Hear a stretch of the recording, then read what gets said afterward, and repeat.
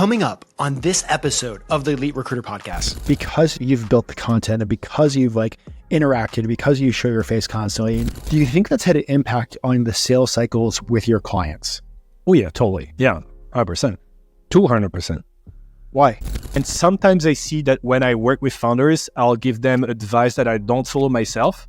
And most of the time I'll be like, oh yeah, you should do this. Or we've done this and it worked really well for us. And then at the end I was like, why did we stop doing this after all? Welcome to the Elite Recruiter Podcast with your host, Benjamin Mena, where we focus on what it takes to win in the recruiting game. We cover it all from sales, marketing, mindset, money, leadership, and placements. I am so excited about this episode of the Elite Recruiter Podcast. Why? Because there's so many good podcasts out there in the recruiting space. But my guest runs one of the top recruiting podcasts. On top of that, I'm so excited to talk about his background. He's found one of the best marketplace companies in France, has built out a CRM, and is also an investor in companies. So I just want to kind of pick his brain on why he went that route and how others can maybe do the same. On top of that, when it comes to investing in companies, I'm really curious to pick his brain because when you're an investor, you really start to see where the future's at, whether it's AI or, whatever it is. So maybe we could learn something on where the recruiting world is moving. So I'm so excited about Robin Choy. So welcome to the podcast. Thanks, man. Thanks for having me. So let's just go ahead and dive right into your background. How did you even end up in this wonderful world of recruiting? Right. So I'm 32 years old today, and I started 8 years ago. So that was 24. You can even say that I started before this because the first company was when I was still in school, which was a marketplace for remote talent, but on micro tasks, kind of a Upwork kind of thing. Never scaled. We grew to 200 people on the marketplace. So this remained super small. But that was already venturing into recruiting. And then went back to school because I still had 2 more years in school to do. And in school, I met with my 2 co-founders in Higher Suite, Ismail and Paul. And we kind of started brainstorming ideas together. One of the first ideas was to use the public information on software engineers to assess them based on the public information. So you get to the GitHub and the LinkedIn, and then you're able to draft a score. There was a company called Clouds that's no longer around, and there should be around. We'll have a new iterations of this soon, which can basically use people's online information to assess their cloud. So you look at Benjamin Mena and then you see he has that number of followers and is very active. So it's a score of 95 because it's very recognized in the industry. So that was one of the first ideas. And then that evolved with Ismail's expertise more on something that was based on assessing software engineers with tests, because Ismail was our CTO, did a lot of competitive programming, competition where your kids code and try to write the most efficient algorithm. He's very good at this. He was in the French team in international Olympiads in informatics. We talk about Olympics, that was it, but for informatics. And yeah, he did that, and then he coached the French team. And so he had kind of that expertise of creating tests for engineers. And so we started with a product like this, started selling this to companies in 2016. And everybody would tell us basically the same, that the tests were great, but the main problem was getting the candidates. And, there's this kind of a black hole in the recruiting industry where everything comes back to kind of sourcing and everything is kind of a recruiting agency. So everybody told us we just can't find the candidates. And so naturally we told them to post jobs online and just to get attract applicants. But for software engineers, it's not that easy. And, we're still in school, so we knew nothing about recruiting. And we started to kind of dive in, realize that there was some value to reaching out to candidates. And that's what we started to do for the companies. And started the recruiting agency without even knowing that it was a recruiting agency. Our first placements, we even didn't discuss the price. So we eventually charged 6% or something like this. For a while, we were at 15%. And that model evolved because not being from the industry, we did a lot of things wrong, or we did a lot of mistakes, but some of them were things that people in the industry wouldn't think about. Very quickly, the model evolved into, we won't reach out to the candidates directly, but we'll give you a list of people and reach out for yourself. And we'll help you draft the email sequences. And so the companies and typically the CTO would reach out to the engineers. And that's kind of very counterintuitive. As an agency, you would never do this because you want to control the entire conversation. You want to control your candidates and the clients. But that was interesting, and that's kind of the beginning of the story for HireSuite. So you guys like just pick the industry, just dove right in. I love that you guys started at 6% without really knowing what to do. But then you guys turned into almost like a lead gen agency or like a sourcing company. Yeah, and that was a lead gen agency. That was a lead gen agency where we still charged a placement fee. So wait, you guys just built out the lead gen, built out the list, and then still charge a placement fee if they actually hired somebody? Yes. How did you even have that conversation with these CTOs? I don't know. It was like at the time it felt natural, and it was very natural. Like it's a great business model because, well, it's both great and terrible. The problem is the most successful clients, like the most successful companies, will send them 20 names. They reach out to those 20 and make one hire, and they end up paying us. And then the placement fee for the lead generation service was still like 15%. So they end up paying 15% for 20 names. So they felt it was super expensive while they were the most successful. So they were disappointed and they hated us because we were so expensive. And then the companies that struggled the most, we could send them like 800 names and they will still not hire and not pay us. So we end up spending more time working for companies that struggle the most. So like super, super strange business model. I mean, that's definitely a lesson learned. I just had a podcast interview with somebody that was actually a lead gen company that turned into a recruiting agency too. And he said one of his superpowers was because he didn't know how recruiting worked, he didn't just do the same things everybody else did. Yeah. And it sounds like that kind of like was your guys' story. Like, well, we don't know how it works, so we're just going to keep on going. And then that turned into HireSuite. Talk about HireSuite. And so fast forward to today, HireSuite, we totally dropped the lead generation many years ago now. We have two main products. The first one is a talent marketplace. So we have a team of sourcers who would talk to candidates every week, sign up candidates on the marketplace. And every Monday, the database is refreshed. So like new people are uploaded with a summary and blurb and more information. And like people that registered more than 6 weeks before are removed. And we have the other side as well, where more like account executives will go find companies and have the company sign up so that every Monday you can see the candidates. So that's the talent marketplace. In a way, it's very similar to an agency. It's just like a bit more scale. And then we have typical roles that we're working on, like software engineers mostly. And our second product is a recruiting CRM, which we created initially for our clients and then it evolved into something that we're now using. It's the backbone of everything we do. And it's kind of a bullhorn competitor with a very advanced candidate nurturing and outreach like features. And a lot of AI in it as well, because so the other strength of Ismail, aside from algorithmics, which is like a very defined branch of informatics, apparently, there's also AI and data science. And so we've always had a lot of AI in the product. Like typically we use this to refresh the database and to automatically generate short lists of candidates based on this. And we use this on the marketplace as well. So clients will have automated short lists, for instance. So yeah, two products, marketplace and CRM. Did you guys always have the two products or did one product evolve first? Nope. So actually they're both evolutions of the lead generation. The lead generation, so there was obviously a problem with the business model and also the fact that we didn't control the relationship with the candidates. There was two solutions to this, like either we charge a price per lead or we do something else with more involvement. And we decided to do this. So the lead generation evolved into one side, the marketplace, which is very much service. We talk to the candidates, we talk to the clients, and there is software in the middle to like help with the process, but it's very much service. And then we also had in the lead generation a very advanced outreach features where you could do multi-channels and messages on LinkedIn and on email, but only to leads that we generated.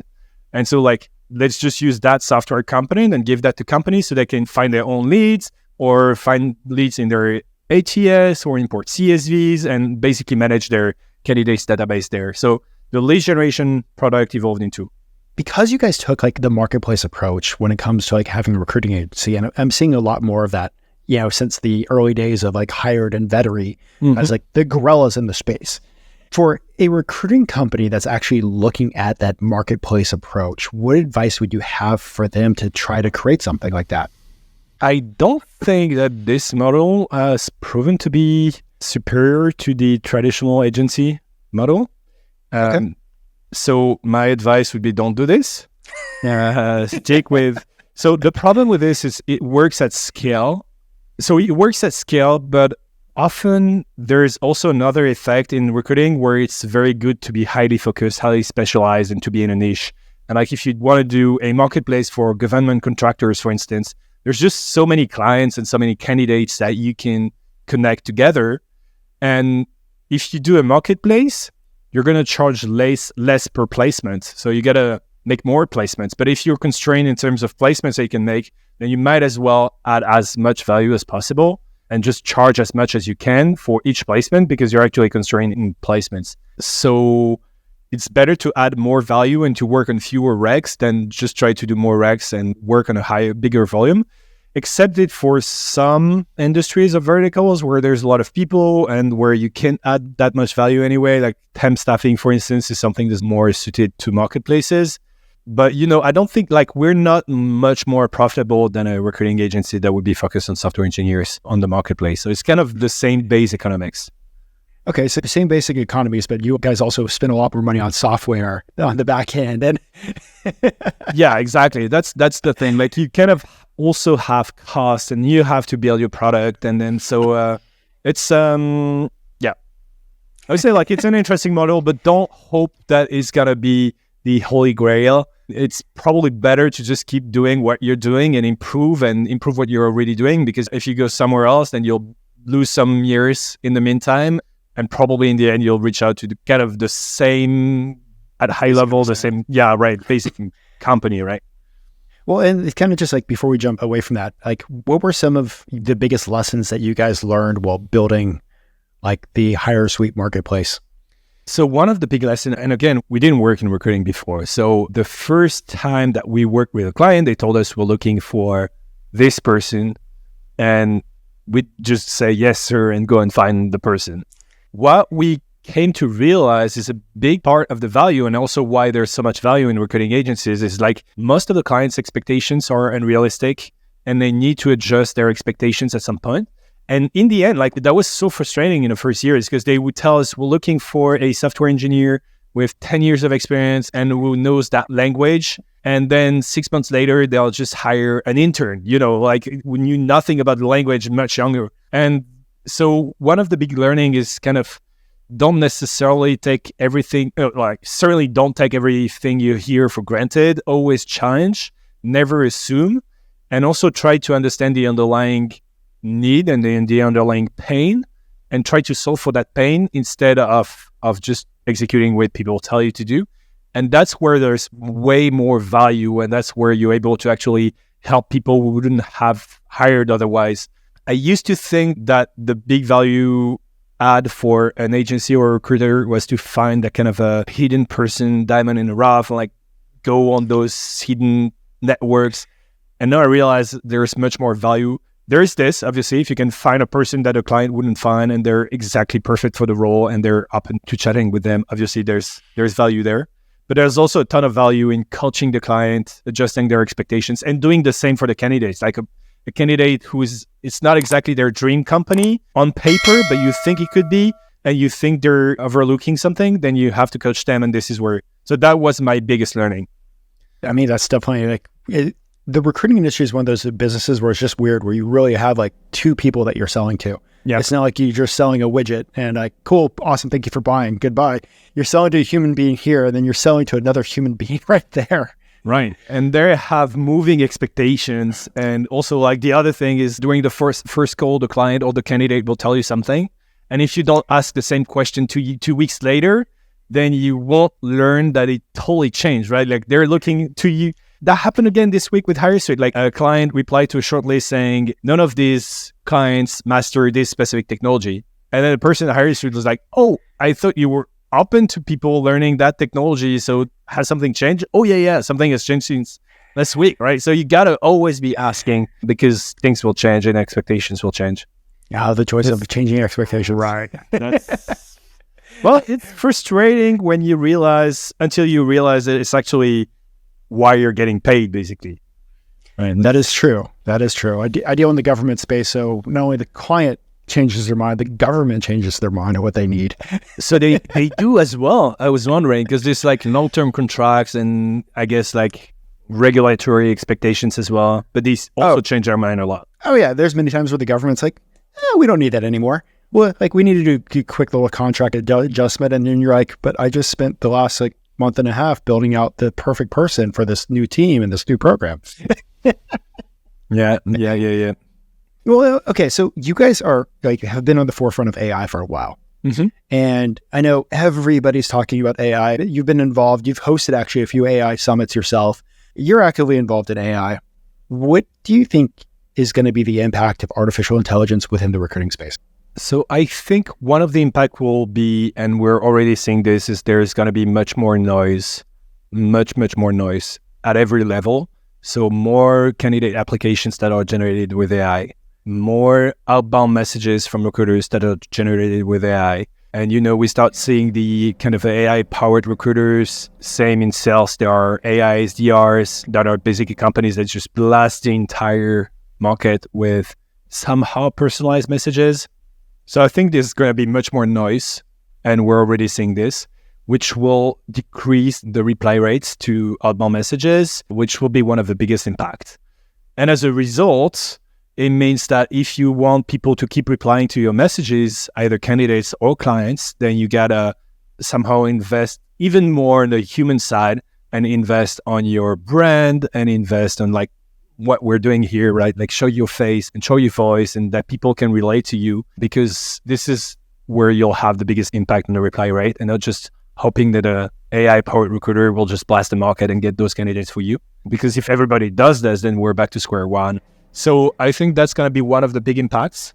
Another big impact that we're seeing is the data. So somehow there's more noise on some things. There's more noise, and I hate when AI adds noise. Like typically it's articles that are generated by AI, and you can see that there's just one sentence, like best ways to make money in recruiting, and then AI will spit out the 10 bullet points that are very generic. This is the worst. When the prompt is crappy and there's not a ton of value. So that's one of the things that I hate most about AI. And then one of the things that I love most about AI is the ability to actually find signal into the noise. Like typically if you have an ATS today, it's much more easy to research candidates and resurface candidates and even look at all your previous interactions with candidates, even if your ATS is a mess, as it often is, as it should be, and everybody's ATS is a mess. But all that unstructured data can be used by an AI and help you make more sense of that data. Same for the AI note takers, right? The Bright Hires and MetaView of the world and Firefly.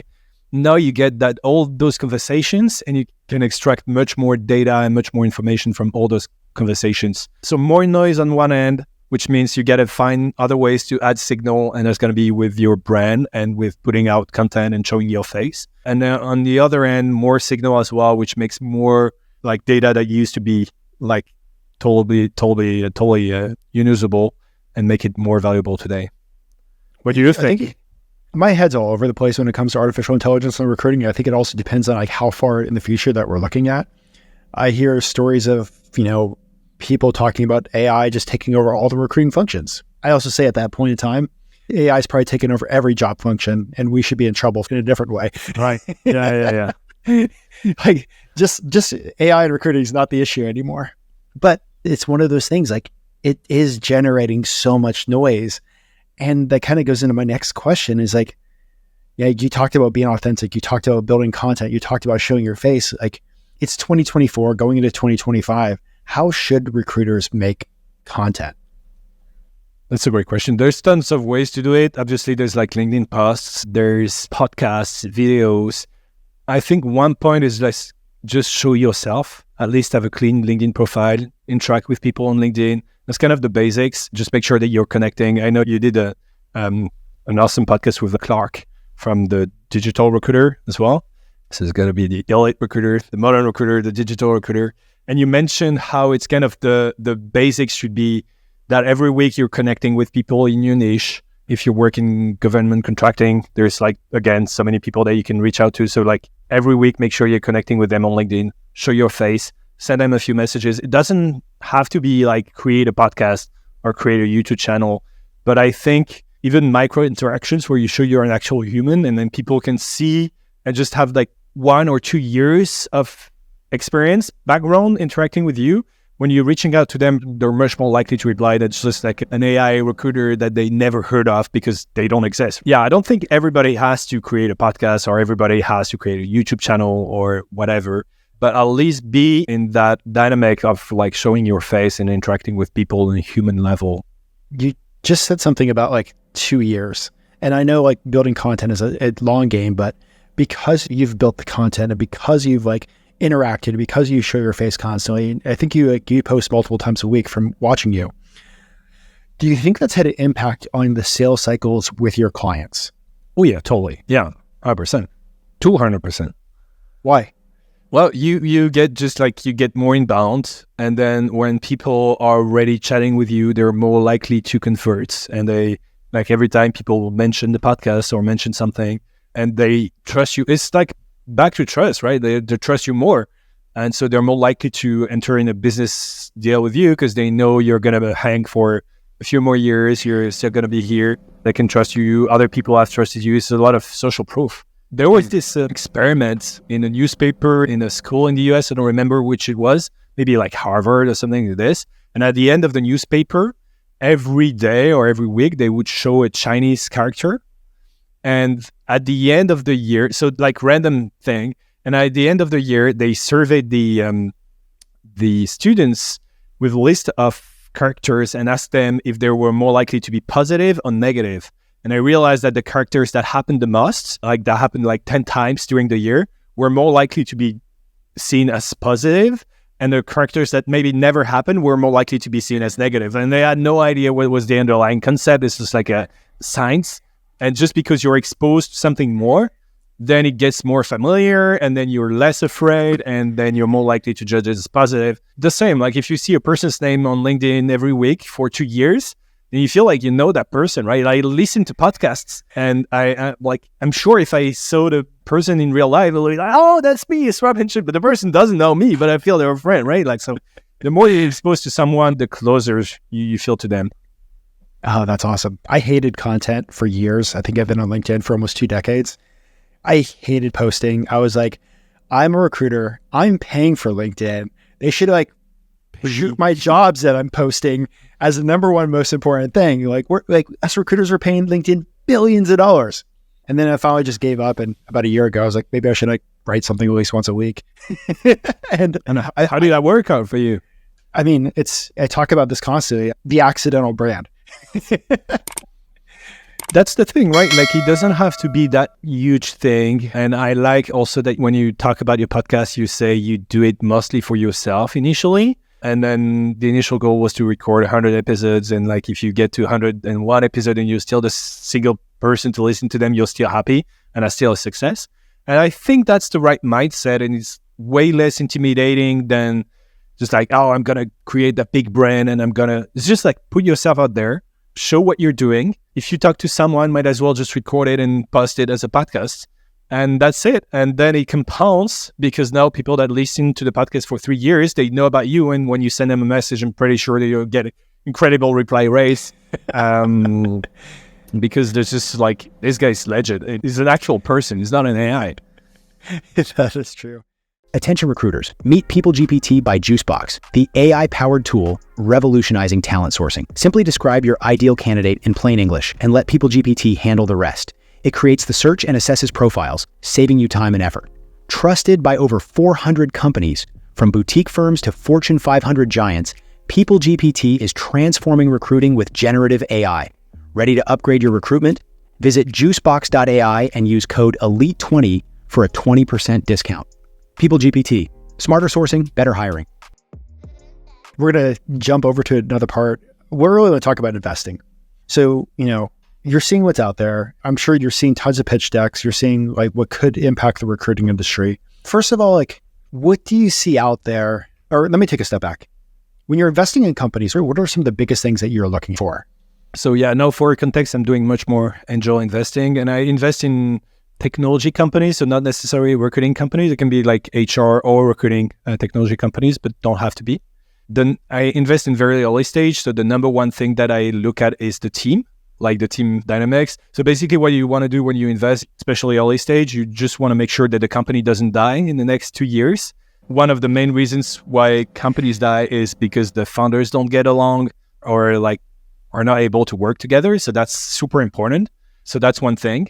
And then the other thing, actually don't look that much at like what they're doing now, but mostly like what is the universe they evolve in. And that's the same for a recruiting company. Like there's more money in some areas. So if you're the best at recruiting, I don't know, like if you're the best at recruiting software engineers, you're probably, or executives, they're probably going to be more profitable and more have a more like differentiated approach and more valuable brand than if you're the best at recruiting, I don't know, like another type of job.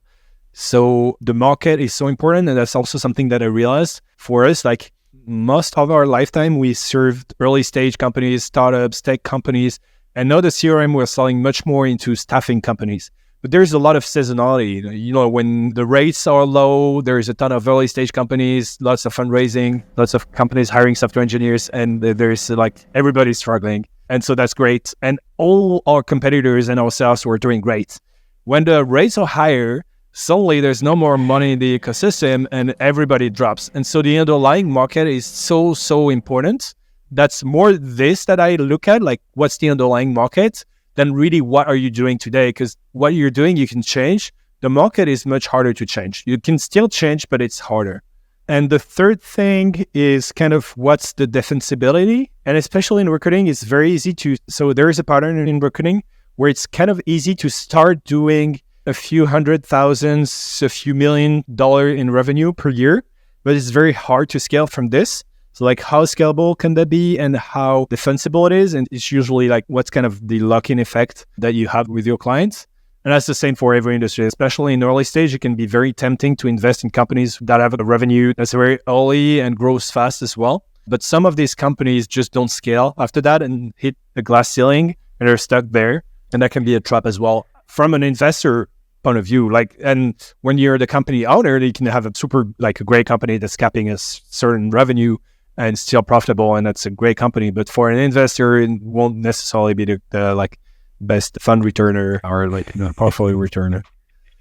And now you guys have like your own fund now too, right? Right. Yes, we're investing in YC companies. Oh, nice. Okay. And I know you talked about team.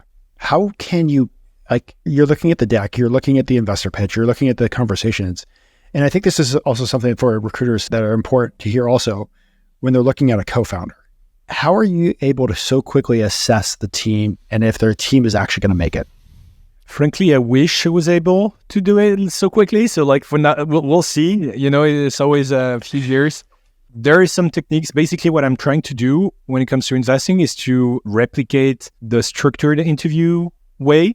And so there's a like very basic question you can ask, for instance, is tell me a time where you had a conflict with your co-founder and how did you solve this? And that's very telling. You can see how they resolve the conflict because you're going to have conflicts. That's the most important thing. And you need to have ways and mechanism to sort out the conflicts. This is a very telling question that you can ask. And that's basically like, can you tell me an instance of something you've done in the past, not in the future, or how would you behave in that situation, but like what happened in the past? How did you solve this? And that can be applied to everything. It can be the same for the product. Like, can you tell me of a time where a customer really hated the product or didn't think it was relevant to them? Like, what did you do? How did you adjust? Or can you tell me about the last client that you signed? How did that go? It's kind of these questions in the past are very structured interview questions.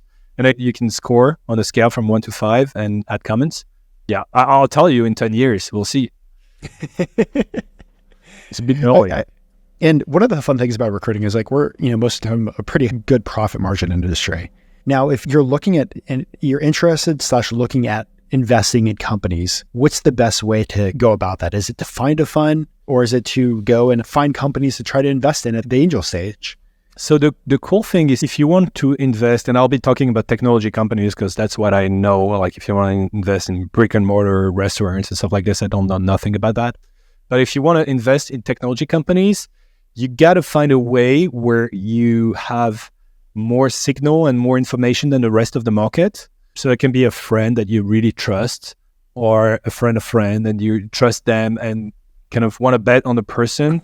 That can be one way to invest. Another way to invest is to invest in your clients. You have a good relationship. And when you work in recruiting, you have that very strategic relationship. You can see how responsive they are, how they're making decisions, like if they're able to attract good talent, you can have the talent feedback as well, candidates feedback as well. And so, you're kind of in a very good situation to know which companies are going to be successful and which teams are good. So that's one way to do it. And if you don't want to do this because it's still a lot of work, you can do this for fun and you're not going to make a ton of money, but that's fine. But if you want to make money out of it, then you have to find an angle. You have to find where you're better than the rest of the market. That can be because you have some confidential information, or because you delegate this to a fund typically, and you give your money to someone who has that angle and who's theoretically better than the market. You'll never know for sure because, again, it takes 5 to 10 years to materialize in early stage companies. But if the person has more signal than the rest of the market, it's already a good sign. Awesome. And you were talking about like being, as a recruiter, like in depth with those companies, with those clients that you're recruiting for. Have you ever like structured a recruiting placement fee that is actually like part money / part equity?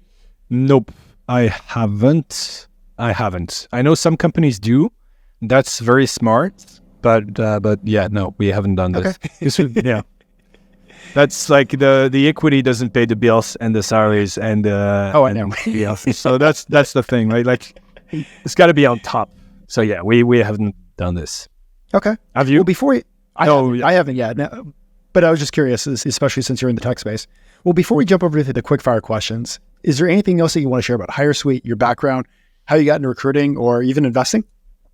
No, I don't think so. We can move on.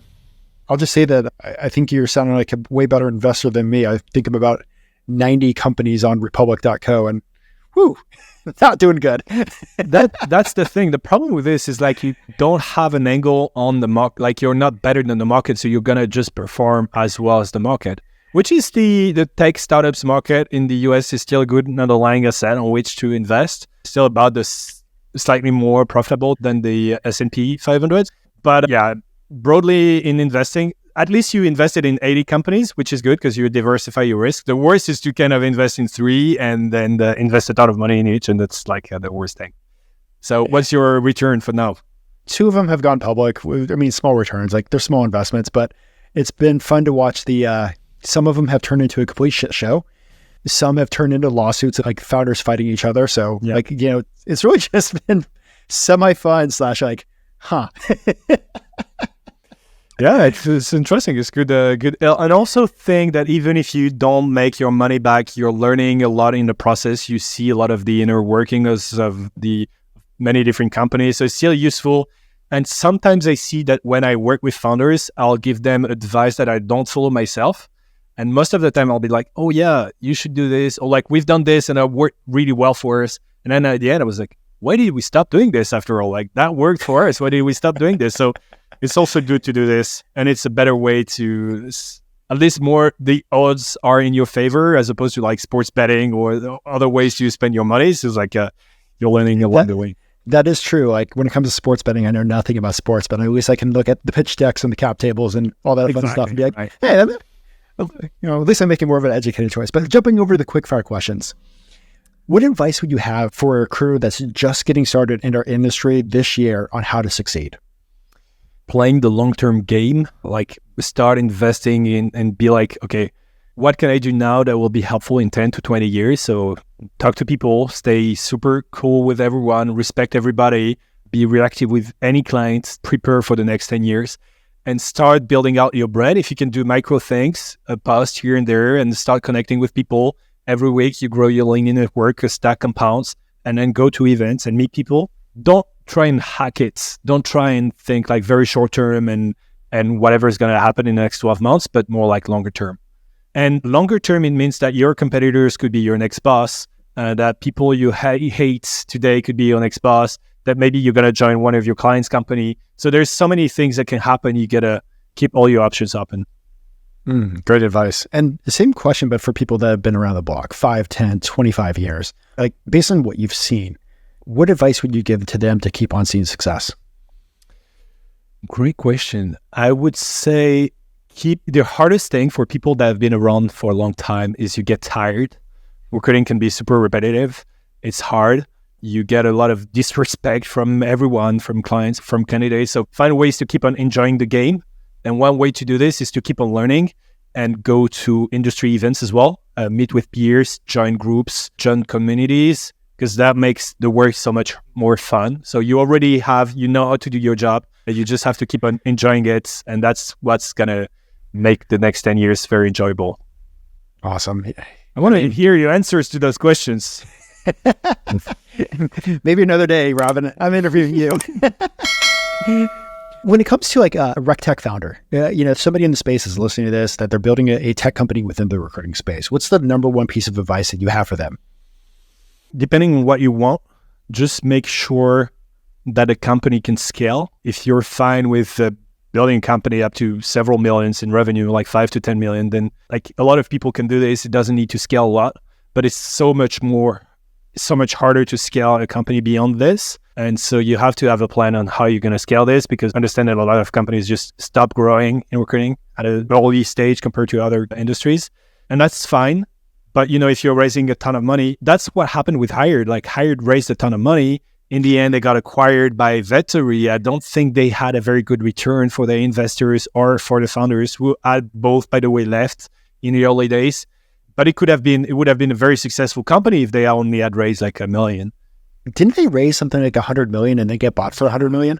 Yeah, something like this, or even less than 100 million. Like they got bought for nothing. Like, oh man, because I remember the biggest thing on the scene for a little while, and they just like money was pouring in, like they're going to take over the recruiting space, and then yeah. So many companies, and we're very happy that we only raise 1.5 million, which makes it so much easier for us as founders to have like a profitable outcome.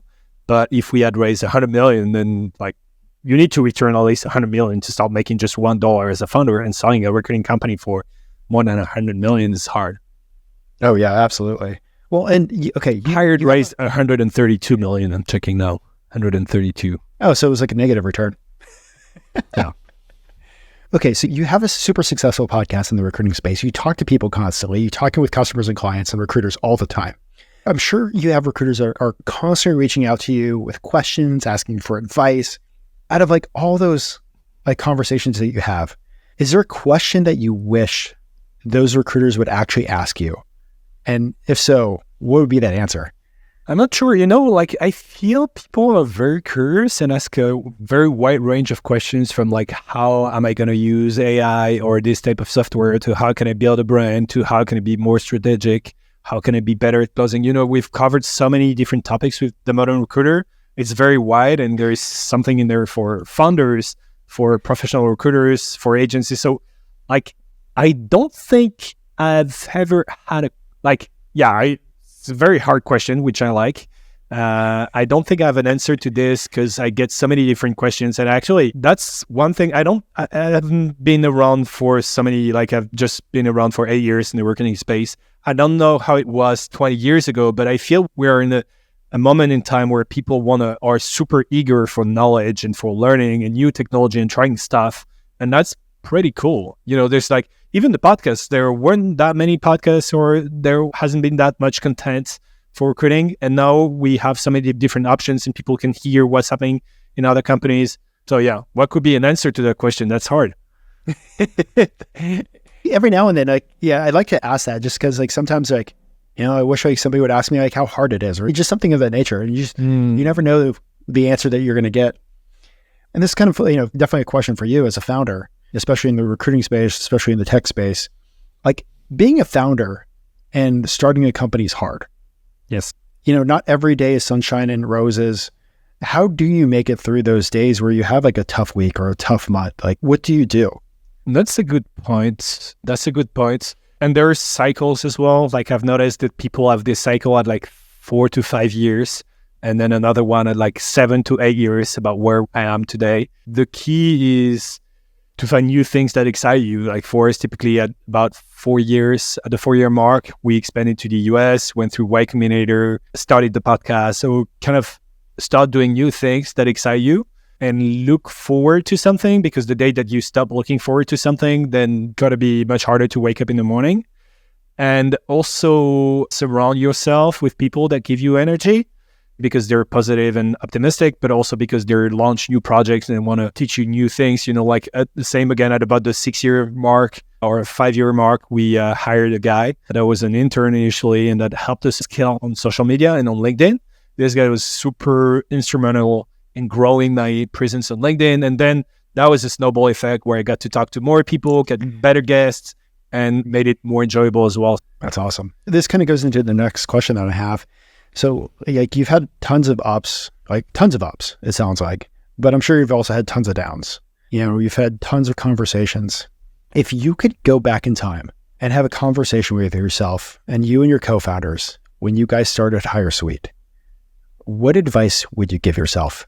The worst thing is that we did that. We talked to a lot of founders that were way ahead of us, and they gave us the same advice I would give us like a years back. One other thing was basically this, like just want to make sure that what you're doing is scalable. Specifically in recruiting, you can get trapped very quickly in that cycle of like, especially when you do direct placements where you have a very good month. And then the next month, like very good month of January. And then the next month, February, you start from scratch again. And then you have to do everything you did before and then some if you want to keep growing. And that's very hard. And for like 4 years, we were like kind of trapped in that cycle. And we talked to founders and they told us that was a trap and we kind of didn't listen to them. So that's like the hard thing is I feel like we would have done the same mistakes anyway. And that sometimes you have to feel the learnings in your flesh to really imprint, the learning. And like if somebody tells you, if you're young and kind of optimistic and you're like, yeah, we'll figure out a way. And that's also the reason why you get started in the first place, because this is so hard. Everybody tells you it's hard. And you're like, yeah, it can't be that hard. I gotta find a way to make it hard. And it's that hard and it's even harder. But you gotta be optimistic and you gotta somehow discard what people tell you. But then the downside of this is sometimes you'll discard very good advice and you'll just have to wait for a few years that you really leave them to understand. So, one thing I would tell to my younger self is like, make sure that you have a long-term plan and don't get kind of trapped in that cycle. But I know I wouldn't have listened to myself anyway. So those people told us. Well, it sounds like you guys did listen somewhere. See, it's definitely been working for y'all. Yeah, it took a few years. Well, before I let you go, if somebody wants to follow you, how do they go about doing that? LinkedIn. Yeah, go on LinkedIn, listen to the Modern Recruiter podcast as well. We're going to have an episode together soon, so listen to that as well. And LinkedIn, I'm also very reactive on LinkedIn. And if you have one of these questions that nobody asked me before, feel free to ask. I would love to know that too. Like if it's the brainy question that I keep thinking about that question. Well, Robin, before I let you go, is there anything else that you would love to share with the listeners? I don't think so. Listen to the Modern Recruiter and our episode together on the Modern Recruiter. And let's stay in touch. Awesome. Well, Robin, I just want to say thank you so much for coming on, sharing about how you guys got started and the talent marketplace side of the house. But also I talk to a lot of recruiters that are interested in investing. They're looking at the ways to diversify. They're looking at things to do. And I think understanding the fundamentals of what to look for as an investment is going to be a super important conversation to listen to. So Robin, I just want to say thank you so much. And for the listeners, definitely check out the Modern Recruiter podcast and make sure to follow Robin. I want you guys to crush the rest of the year. I want 2024 to be your best year yet. Let's go, guys.